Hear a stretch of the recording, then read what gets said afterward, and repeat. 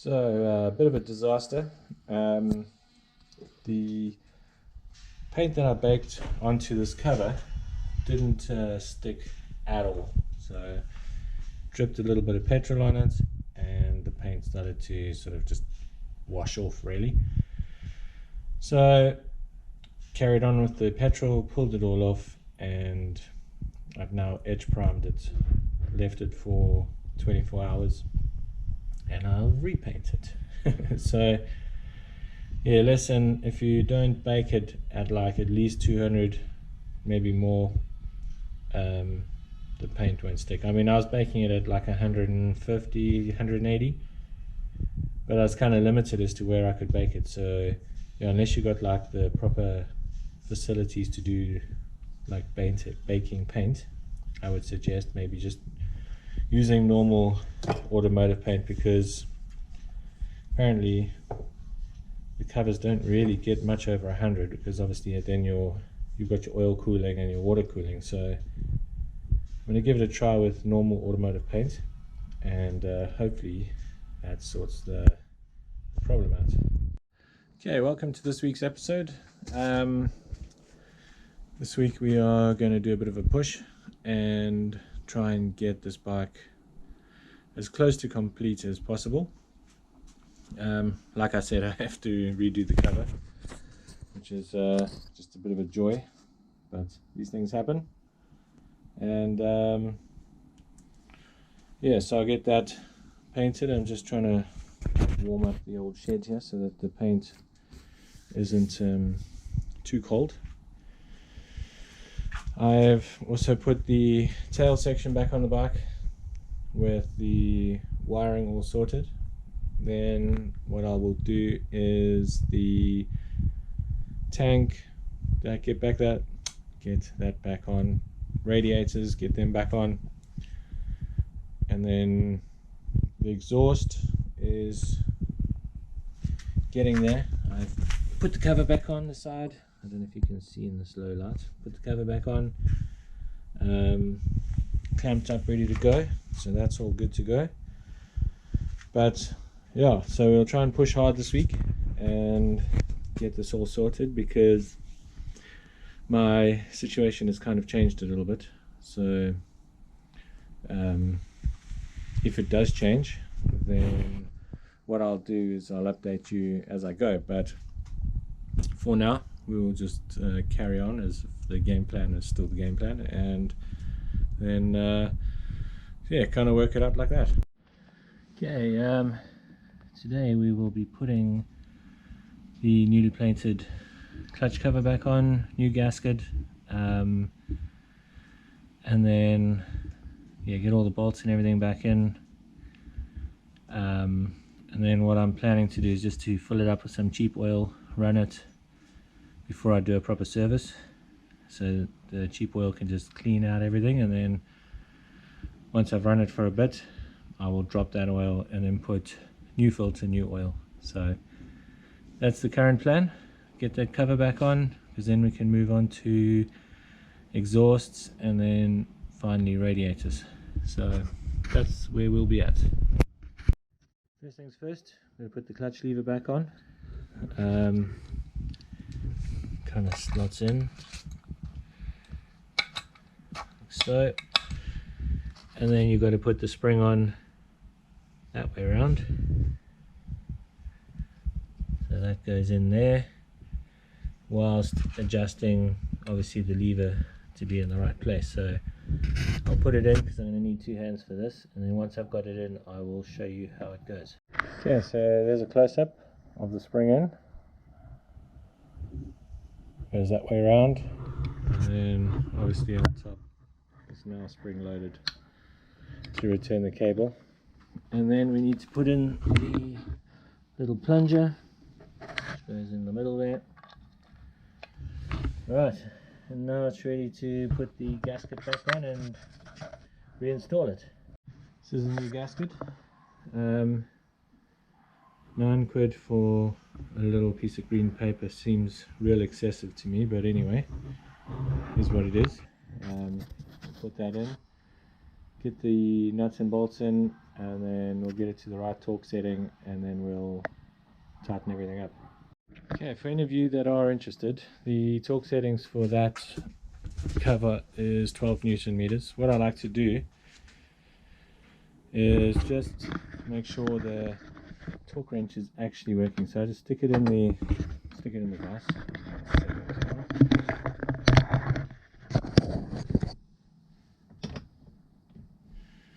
I've set it on 10.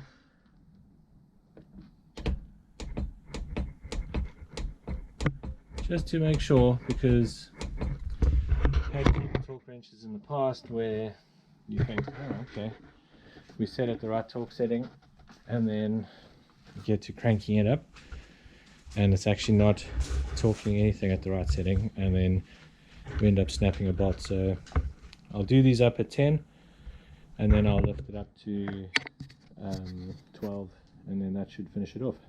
Okay, that's the cover loosely in place. Bolts are all through the gasket nice and neatly, so not to hurt that.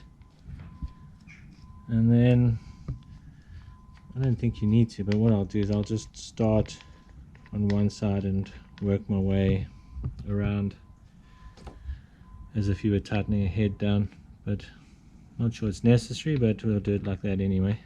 Then we know it's all nice and evenly done. But for the eagle-eyed ones of you, you'll notice this cover is a different color, because when I went along and was cleaning it after I put the high heat paint on, the paint just kind of like melted off, which means that I didn't bake it at a high enough temperature.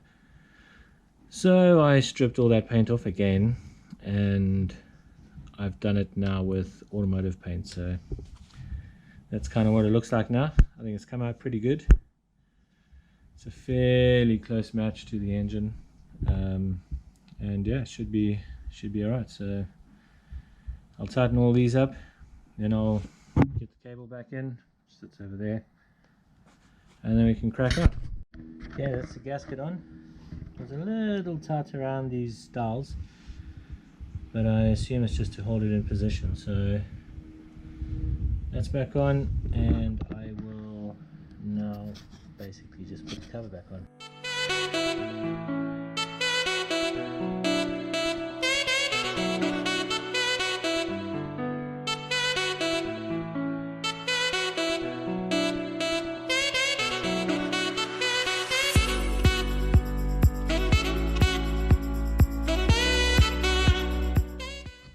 Okay, so that's the clutch cable back on, cover back on and torqued to the 12 Newton meters, and I will drop some oil in, and then that should be that done. Job done. Okay, I've started to put the radiators back on, so it's kind of just on loose, and then the other one's on loose. So we'll get these all tightened up, and then if I remember correctly, I think the one radiator hose that goes on the top here has to go from there underneath there. I'll have to check my pictures. Get the fan back on. I tested that yesterday to make sure that was still working, and then we get those on. Then I'll get the tank back on, and front fairings, the radiator cowlings, and then do all of this on the front. So we're kind of getting into the home straight here. Pretty interested to see what the exhaust is going to sound like, because obviously the original was quite quiet. This is supposed to give it an extra 3.5 horsepower, and it's an awful lot less weight compared to the original, but I've got the original. If I need it, I can always put it back. So yeah, we'll give it a test and then work it out from there. I checked the front sprocket just to make sure that that was all good. So splines on the front, the shaft where the front sprocket goes on, are all good, because that was kind of like one thing I was a bit nervous about. So yeah, got that done. So I will just pop all of these things back on and then we'll catch up after that. Okay, so that's radiators on, and all the pipes done up. I'll tell you something for nothing. If you take the fan off the radiator, put it back on before you put the radiator on, because it's a bit of a challenge. So that makes it a bit easier. But everything else seems to be plugged in. Got the hooter back on. So now it's just a matter of getting some proper antifreeze for these, because I hear that the engines are quite particular about the kind of antifreeze that stops them from getting corroded inside. So I need to find out exactly what that is, and then I will put the correct antifreeze in. But yeah, that's all in, and now I can do covers. I suppose not really until I do the antifreeze, so I'll have to go to the shop and get some antifreeze, get that all in, and then I can continue putting this thing together. Okay, so that's the exhaust on. I think it needs a few little adjustments, but for the most part it's in place. So yeah, it's not too bad. Got to put the little cover back on over there, and yeah, it will be interesting to hear what it sounds like. Okay, so I got some coolant.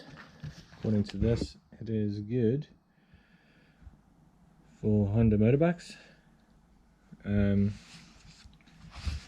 So yeah, I'll just start filling this up, and then we should be in business with regards to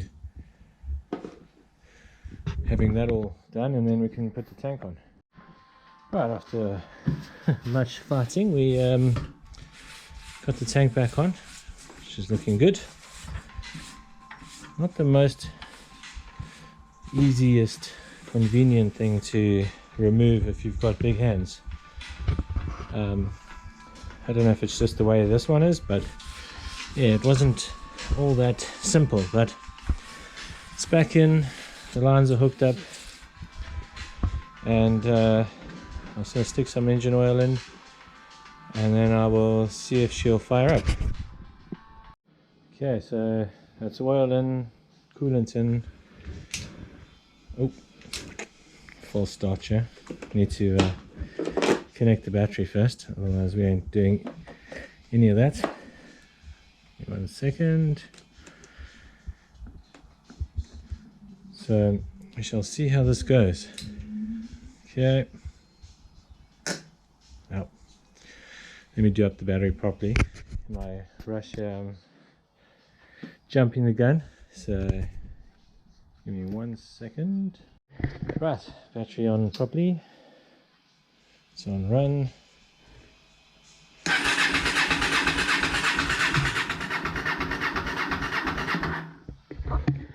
Actually sure. Let's put some choke here.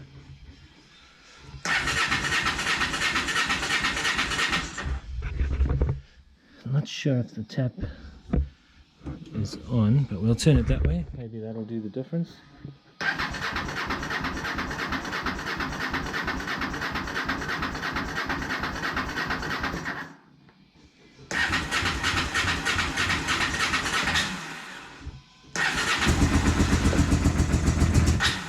Well, we got some love.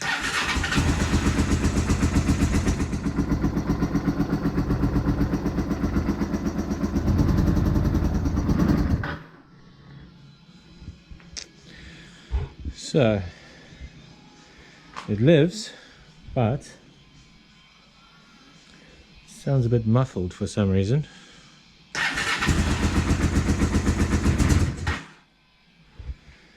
So I'm not sure if there's something in this exhaust or if it's just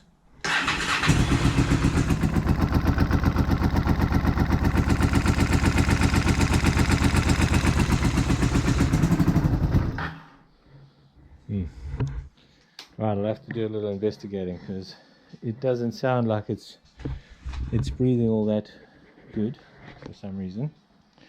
What I should maybe do is just check if there's anything coming out the exhaust.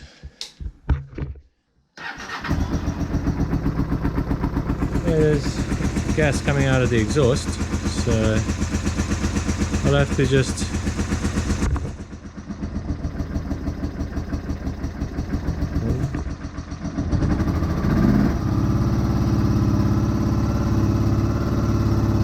definitely have to check it out. So see what's going on and then I shall update you. Okay, after a bit of investigating, it's losing air on the front of the head, so the exhaust is pretty warm now, but it literally like fires up on the button. But as you can hear, it's blowing out of the front here, so once it cools down I will straighten that clamp up. Might have to take off the front engine mount to get at that, and then I can just even it up. But other than that, doesn't sound too bad. So yeah, I'll let that cool down and then tighten that up, check the water level, and yeah, we should be good to go. Yeah, so I seem to have the exhaust sorted. It's not blocked or anything, it was just the bike was kind of running out of fuel. So got that all done, and now I'm just putting the side covers back on. The tank's all back on, so put these back on. Got the air filter housing back on. I'm about to put the side cover on, and then we'll make a start on this front bit, and then back covers, and then we should just about be there with regards to putting it back together. So guys, this is it, all back together. It's been a pretty good 6 weeks of work, and I'm happy with how it's turned out. There's a few little niggly bits that I got to finish up, but the back is definitely riding much higher than it was with the new spring, so it's got space to be loaded on. I don't know if you can really see that, but it's like way different. Hasn't got that slouchy look, and I'm getting some TK C80s, the on-road sort of on-road off-road knobbly tires, so they're coming in the post. I've got some steel wool, trying to polish up this exhaust just to make it a sort of get a bit of a better look to it than it has currently. Okay, I end up polishing this exhaust with 3 different types of steel wool, and the outcome has been really cool. So a bit more and I think I'll get a really nice shine on it, so score on the second-hand exhaust. So yeah, if you need to do that, use steel wool. But overall, I'm happy with how the bike's gone, and yeah, I look forward to seeing you again on when I do the challenge. But for now, I will be signing off for a bit. I will get the bike MOT'd, and yeah, kind of just some panniers and things like that for it. And then yeah, once I get going again, I will continue to make Africa Twin videos. In the meantime, I appreciate all you guys that have subscribed and joined the channel. There's still more to come, so you know, if you subscribe now, and you'll get notifications in the future when I get going again. Hopefully it won't be too long from now. I'll probably try and do some test runs and a couple of sort of small adventures, and yeah, kind of look forward to showing you the adventures when I get going again in the future. So thanks again, subscribe, get updates, and we'll join you in the next adventure. Till then, you guys take care.